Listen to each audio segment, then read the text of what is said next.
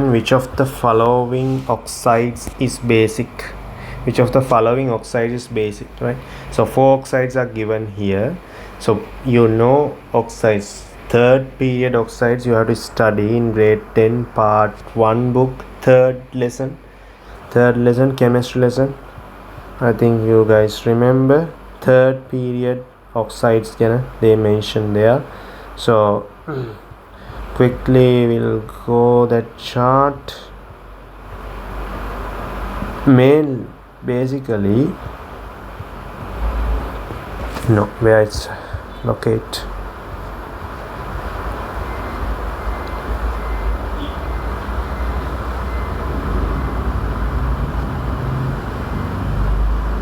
No, right? So wait.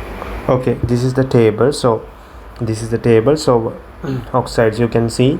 First one, sodium Na2O, magnesium MgO, Al2O3, silicon SiO2. How SiO2 forms? SiO3 also there. We can write SiO3 also. P2O5 SO3. Sorry. SiO3. We can't SO3 here mention. Cl2O7.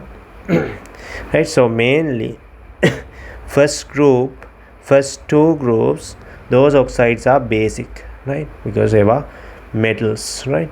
And aluminium amphoteric means both acidic and basic features they have. And then silicon to chlorine all are acidic. So acidity of the oxides increases from left to right. So here strongly basic Na2O, MgO, weakly basic, then amphoteric. But guys, just don't need to remember like strongly, weakly, very strongly, that kind of thing. Better if you can remember, but focus on how, whether if they give you a oxide, whether it's a basic one, whether it's an amphoteric, whether it's a acidic one. That 3 classification would be enough for getting marks. That if you remember Cl2O7 is a very strong acidic, it will be good, right? You can go for higher marks. But for A pass and AB will be enough, that basic, amphoteric and acidic classification. Right, okay, so I think you guys can write all these formulas. So in class I ask guys to write these things, because you can write this using what? Valency numbers. Then Na2O Na plus, oxygen 2 minus, here 1 2, when you exchange this Na2O, right? So in chlorine have 1 and 7 2 valency numbers, so they use 7 as the valency number, Cl7, oxygen 2. So when you exchange it, Cl2O7 comes, right? So most of the papers they regularly ask that which is amphoteric one, so that is Al2O3, but this paper they ask basic one, so you can choose magnesium oxide. This is amphoteric, this is acidic, this is also very weakly acidic, actually acidic, right? Animal tissue given in the diagram. So here so you know there are 4 types of animal tissues: muscle, epithelial, nervous, connective, right? So that 4 types you have to definitely remember. But here what is the tissue? You can see there are no intercellular spaces, cells are tightly packed. And also you can see another layer of cell and middle nucleus and a layer. This layer what we called as a feature we learn in this tissue. There is a basement membrane, right? So what is the tissue? It's a epithelial tissue, right? Epithelial tissue features, I think you guys remember grade 11 part 1 book. Quickly we'll go for that, since I think you guys are not remember perfectly.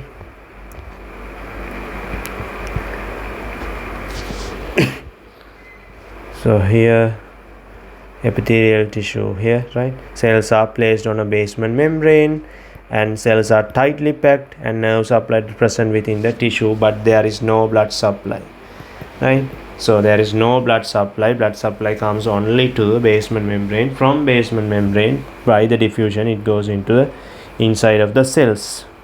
Okay, then that is 7th question. So eighth one, which of the following energy transformation takes place in a bicycle dynamo? I think this question is not fair enough to do, because I asked you to do, but again this theory part will meet you in the electromagnetism. But I think you all guys are here, the dynamo, bicycle dynamo, I think all you guys saw that. Nowadays we can't see, but in the corona period also people using cycles, so dynamo also common for that period also. But I think you guys have a small idea about dynamo. So it kind of this. So here is a rotating knob here. So when wheel is touching, bike wheel is touching with this rotatory knob, and then it is rotating. Due to this rotation, it converts into electric energy and we can light up the bulb, right? So mainly here is a kinetic energy. When you cycling kinetic energy produce, that kinetic energy convert into electric energy, right? Third one is the answer. 9th question, the biochemical reactions that take place in organisms are catalyzed by. Biochemical reactions that take place in organisms are catalyzed by. So you know what are catalysts. So biochemical reactions in a human body and all the inside of the animals, biochemical catalysts are working. What are those? Those are enzymes, right? So enzymes are known as biochemical catalyst. 10th question, in which of the following instances does a couple of forces act? Couple of forces comes on the moment lesson. After moment, couple of forces means like, think like steering wheel. When you apply two forces like this, so since these are rotational movement, so same direction, all these two forces act as anti-clockwise. Only two direction for rotational movements, anti-clockwise and clockwise. So this one anti-clockwise. So you need to get the diameter of this steering wheel and the force F into, normally I mentioned 2D, since you guys are mixed with moment, F into 2D, that's the moment. Normally screwdriver, however when you switch on or off in a tap, you use this couple of forces method. When a door is opened by pushing, no, there is a moment, right? When a nail is unscrewed by screwdriver, yeah, we can think. When a rope is pulled by opposite directions to two groups of people, no, it's wrong. When two persons are pushing a box in the same direction which is kept on the floor, no, it's wrong. So second one is the answer. Right? Quickly go to that lesson. If you can't remember moment I explained here, like moment and couple of forces.